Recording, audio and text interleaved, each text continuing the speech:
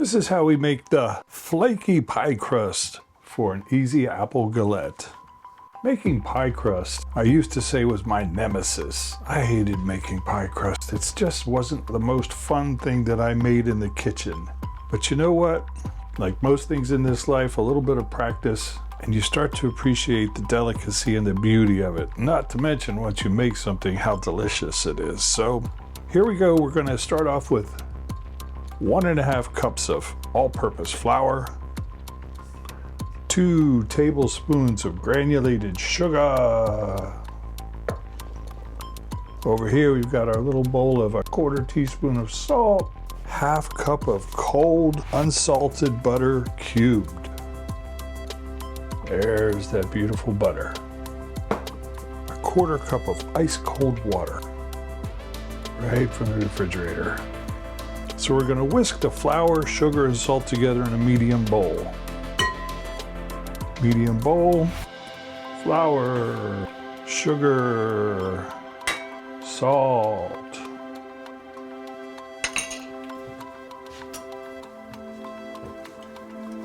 It's a nice, simple, easy process to make this kind of dough. Flaky pie crust to make a beautiful galette. It doesn't have to be an apple galette. It could be just about any fruit or mixture of fruit that you desire. So, using a pastry cutter, I used to wonder what these things were. That's a pastry cutter. Cut in the butter until the mixture resembles coarse, pea-sized crumbs. So here we go. Go ahead and add in all the butter, the better. And so we're going to cut the butter into the flour, sugar, and salt mixture. And what always seemed difficult to me was the way the butter gets stuck up inside the cutter. But I just like to use a table knife, cut the butter out of the cutter, back into the mixture, and then a minute we're going to go back to the old-fashioned hand method, cutting the butter into the flour, sugar, and salt. Put that over here, and here's how we do it. We just need to squeeze it between our fingers and press the flour into the butter. Press the flour into the butter. Just press the flour into the butter until the mixture resembles coarse, pea-sized crumbs. It's just nothing quite like a good flaky pie crust. This is going to be amazing because, you know why? I've done this one before. So, add the water and stir until the flour's moistened. Now initially I'm just going to add about half of the water to begin. Starting to feel really nice. You can see it starting to come together. Now we're going to add the rest of the 1/4 cup of ice cold water. Hands are wonderful things. I just like to use them a bit to finish up the process because we're going to form this into a beautiful ball here shortly. There we go. And see, once you get your fingers in there, you can really get a sense of the moisture. You still want it to be slack, somewhat dry. And that's about where we're getting to. There we go. Turn the dough out onto a lightly floured surface, and using your hands, work the dough into a ball. Is that lightly floured? Sure, of course it is.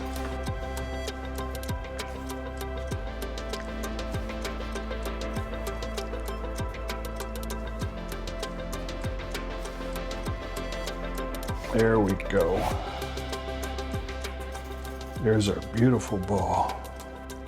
Flatten it into a thick disc.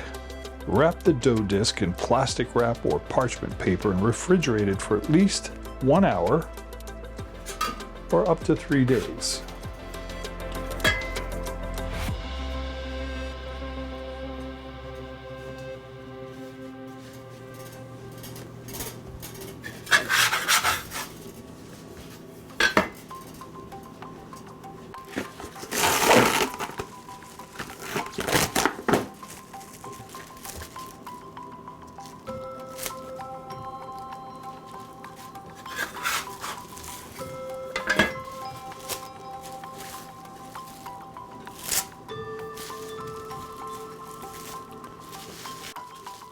But there we go.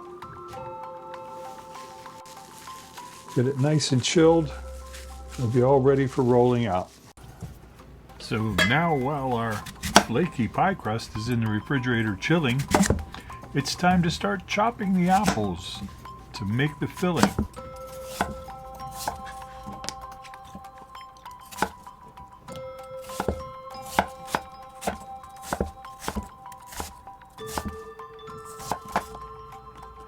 As you chop your apples, if you put them into a bowl of water with a few drops of lemon juice, this will keep the apples from turning brown while you continue chopping the rest of the apples. As the dough continues to chill, mix the apples, brown sugar, flour, lemon juice, cinnamon, and nutmeg together in a large bowl. Then you'll cover it tightly and let it sit until the dough is ready. I usually cover it and keep it in the refrigerator during this time.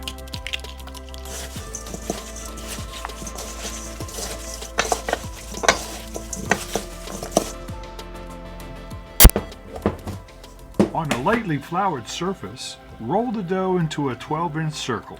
It doesn't have to be perfect.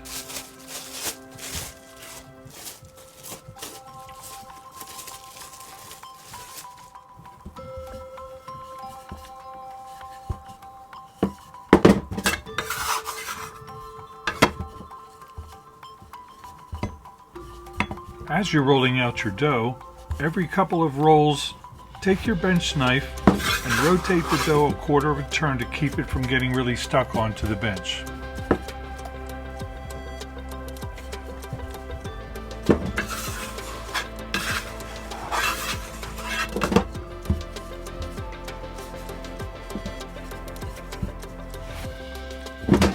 Now your dough is ready to transfer to the large baking sheet lined with parchment paper. Gently roll the dough around your rolling pin and lift it up over your baking sheet and unroll it and straighten it out flat. And now it's time to put the filling onto our flaky pastry crust. Arrange the apples and any juices from the bottom of the bowl into the center of the dough, leaving a 2 to 3 inch border all around them. You can simply spoon the filling on or arrange the apple slices in a more deliberate design, such as concentric circles. I tend to just sort of line them up and then pile the rest on. It's up to you.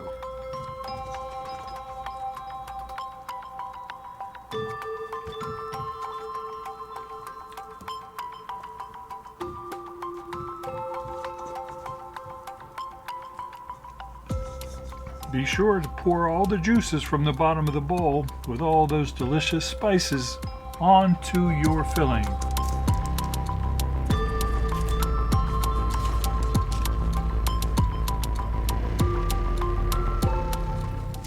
Now gently snug up all of the edges and then generously brush on the egg wash and sprinkle the crust with coarse sugar.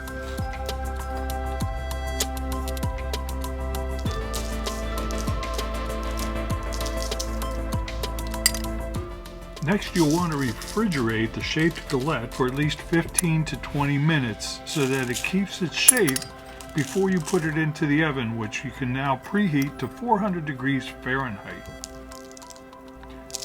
Bake for about 35 to 36 minutes until the filling is bubbly and the crust is golden brown. Then you'll remove it from the oven and allow it to cool on the baking sheet for 10 minutes before slicing and serving.